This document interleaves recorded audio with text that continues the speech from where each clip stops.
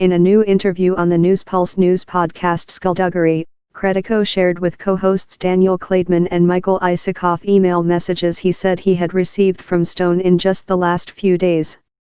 "You are a rat. You are a stoolie. You backstab your friends, run your mouth, my lawyers are dying, rip you to shreds," one of them read. "It's certainly scary," Credico told Skullduggery about the Stone emails. "When you start bringing up my dog, you're crossing the line." Credico said the repeated obscenities in the emails and their abusive tone suggested that Stone is lashing out because he is growing increasingly fearful about the investigation by special counsel Robert Mueller. He cited this week's FBI raid of the offices of Michael Cohen, Trump's personal lawyer. "I think he's wigging out right now," Credico said. "After Cohen was raided, I'm sure he thinks he's next." Asked for comment, Stone responded Thursday night in an email to Isikoff, "Go F yourself, FBI shill sick." The dispute between Stone and Credico, who despite their political differences were once close friends, broke out last month after a new book, Russian Roulette, co-authored by Isikoff and David Korn, quoted Credico as disputing Stone's account to a congressional committee about his contacts with WikiLeaks.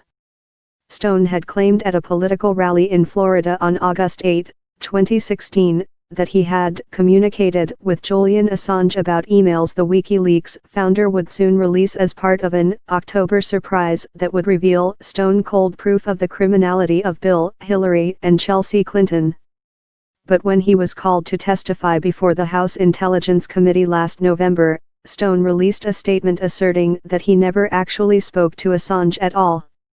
Instead, he said it was actually a journalist who was his intermediary with Assange, who confirmed to him that WikiLeaks was about to dump a motherload of emails about Clinton.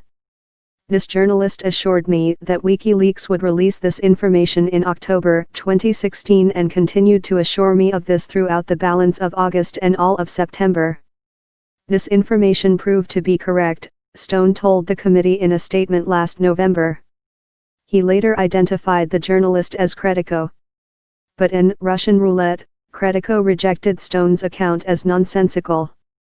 Credico told the authors he never even spoke to Assange until he had the Trump advisor as a guest on his radio show on August 26, 2016, and that he never knew anything about WikiLeaks' plans to publicly release the Clinton campaign emails. "He's got me as the fall guy," Credico was quoted as saying. "It's ridiculous." Stone's claims about his contacts with WikiLeaks took another bizarre twist this month when the Wall Street Journal reported that Mueller's prosecutors were investigating an email that Sam Nunberg, another former Trump advisor, had gotten from Stone on August 4, 2016, saying, "I dined with my new pal Julian Assange last night."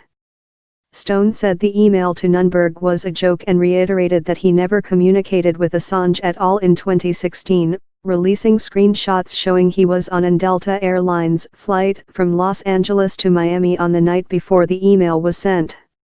"I never dined with Assange," Stone told the Journal. "The email doesn't have any significance because I provably didn't go. There was no such meeting.